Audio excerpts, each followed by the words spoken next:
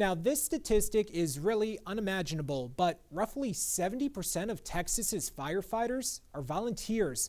Our Sean Humphrey joins us live in studio tonight. And Sean, I know you've been out visiting with volunteers today. What can you tell us?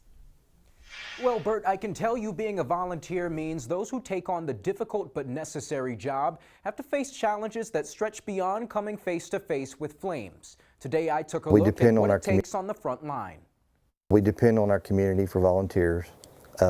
We depend on our community for financial support as well. Financial support goes a long way for Cristoval Volunteer Fire Department. The equipment isn't free. When you put fire on anything, the price goes up.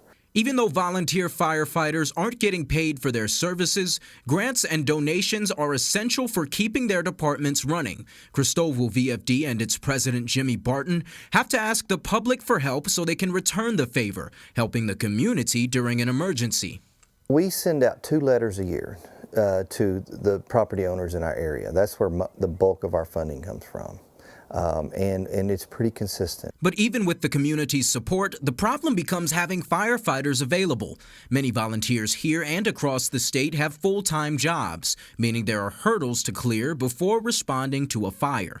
Because that's where you get tight during the day, say 2 o'clock in the afternoon. Well, most people are at work. The personnel problem is consistent in West Texas. Crockett County VFD's Dustin Martin says help isn't always readily available in Ozona.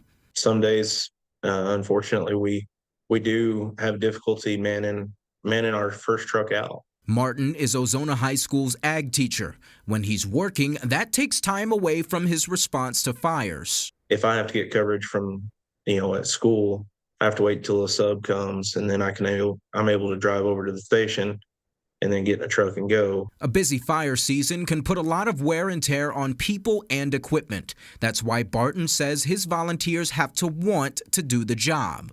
Not only are you're putting out the fires, you're raising the money, you're paying the bills, you're doing everything for nothing. So it's truly a servant's heart that most volunteers have. Chief Meteorologist Britton Musall joins me live in studio now. Britton, it's the dry, windy weather that could make this time busy for our volunteers, but are we going to get a break soon?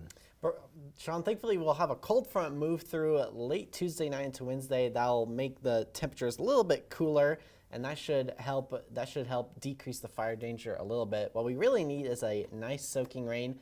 Unfortunately, it looks like our next best rain chance is going to be Sunday, mostly east of our area. Well, Britton will tell us more later on in the broadcast. Live in studio with Britton Musall, Sean Humphrey, Fox West Texas. Bert, back to you.